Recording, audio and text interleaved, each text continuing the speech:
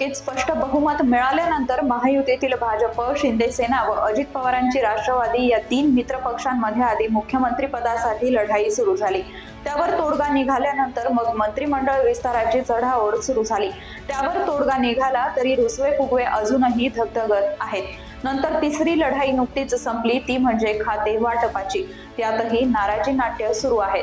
या पाठोपाठ आता पालकमंत्री पदाची रस्सीखेच सुरू होईल। 2-4 दिवसात त्याचाही फैसला होईल। पण कमी महत्वाची खाती मिळालेले मंत्री आता किमान मोठ्या जिल्ह्यांचं पालकमंत्री पद मिळवण्यासाठी लॉबिंगच्या प्रयत्नात आहेत।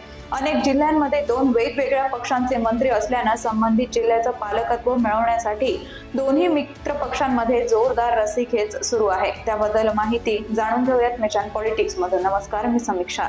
फडणवीस सरकारचा मंत्रिमंडळ विस्तार व खाते वाटप हे 2 टप्पे नुकतेच पार पडलेत। हे निर्विघ्न पार पडले असं म्हणता येणार नाही, कारण काही ज्येष्ठ नेते मंत्रिपद न मिळाल्यामुळे नाराज आहेत, तर काही मंत्री मनासारखं खातं न मिळाल्याने दुःखी आहेत।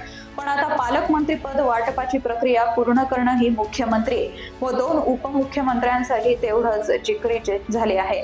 याचं कारण म्हणजे राज्यातील 36 पैकी किमान निम्म्या जिल्ह्यांना स्वतःच्या भागातील मंत्री मिळालेला नाहीये।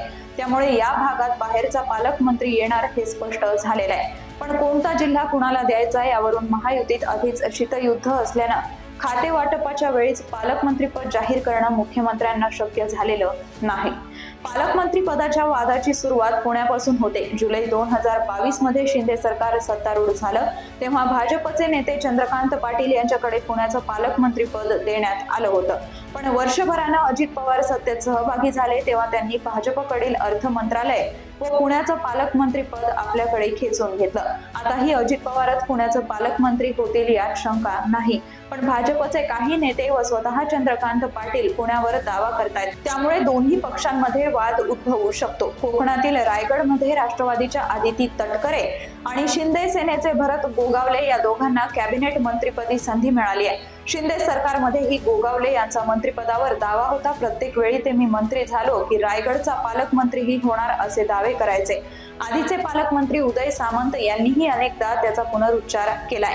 पण वर्षभरापूर्वी अजित पवार सत्तेत आले व त्यांच्या पक्षाच्या आमदार व सुनील तटकरे यांच्या कन्या अदिती तटकरेंकडे रायगडचं पालकमंत्री पद गेलं। त्यामुळे गोगावले नाराज आहेत। शिंदे सेनेचा हा जिल्हा असताना राष्ट्रवादीला पालकमंत्री पद कसं काय दिलं हा त्यांचा प्रश्न होता। आता तर स्वतः गोगावलेच मंत्री झाले, त्यामुळे रायगडचं पालकत्व ही आपल्यालाच हवं असा त्यांचा हट्ट आहे। एसटी महामंडळाचे अध्यक्ष असलेल्या गोगावले यांना त्यांच्या मनासारखं परिवहन मंत्रालय तर मिळालं नाही, किमान रायगडचं पालकमंत्री पद तरी मिळावं यासाठी त्यांचा हट्ट सुरू झालाय।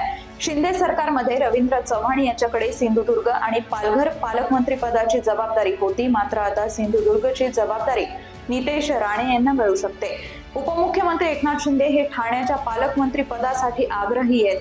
ठाणा हा शिंदेचा बालेकिल्ला म्हणून ओळखला जातो, त्यामुळे शिंदे मुख्यमंत्री असताना ठाण्याच्या पालकमंत्री पदाची जबाबदारी साताऱ्याचे शंभूराज देसाई यांच्याकडे होती।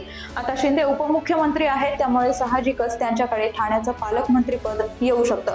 पण भाजपचे गणेश नाईक हेही या स्पर्धेत आहेत। नाईकांना वन हे दुय्यम खातं मिळालं आहे, त्याची भरपाई ठाणे पालकमंत्री पद देऊन करावी अशी त्यांची अपेक्षा आहे। पण एकनाथ शिंदे ठाणे सोडणार नाही, त्यामुळे गणेश नाईकांना नाराजी पत्करावी लागू शकते।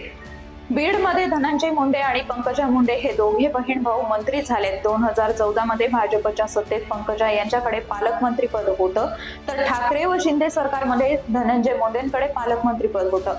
आता धनंजय मुंडे यांच्याकडे बीडचं पालकत्व राहण्याची शक्यता वर्तवली जात होती, पण मस्साजोगचे संतोष देशमुख खून प्रकरणात धनंजय वादात अडकलेले आहेत, त्यामुळे त्यांचं मंत्रिपद राहतं की नाही याविषयी शंका आहे।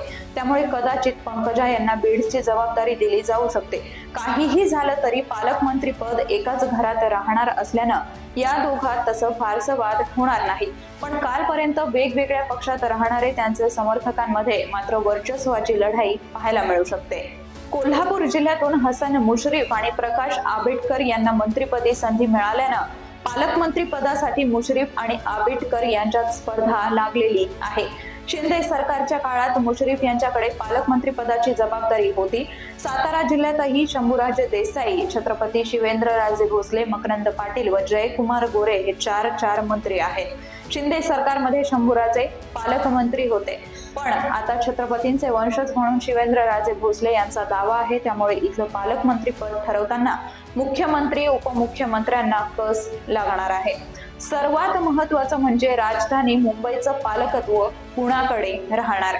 शिंदे सरकारमध्ये भाजपकडून मंगल प्रभात लोढा व शिंदे सेनेकडून दीपक केसरकर यांच्याकडे अनुक्रमे शहर व उपविभागाचं पालकमंत्रीपद होतं। आता यंदा लोढा मंत्रिमंडळात कायम आहेत, पण केसरकर नाहीयेत। त्यामुळे फडणवीस लोढा यांना पुन्हा संधी देतात की आशिष शेलार यांच्याकडे हे पद सोपवतात, हे पाहणं महत्त्वाचं आहे। तर एकनाथ शिंदे हे केसरकर यांच्या जागी प्रताप सरनाईक किंवा भरतसेठ गोगावले यांची वर्णी लावू शकतात। सरनाईकांना ठाणे किंवा गोगावलेंना रायगडचं पद मिळालं तर त्यांचं मुंबईत पुनर्वसन केलं जाऊ शकतं।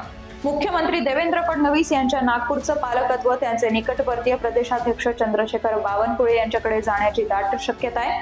2014 मध्ये फडणवीस मुख्यमंत्री असताना तत्कालीन ऊर्जा मंत्री असलेल्या बावनकुळे यांच्याकडे नागपूरचं पालकत्व होतं, त्याची पुनरावृत्ती आता होण्याची शक्यता आहे।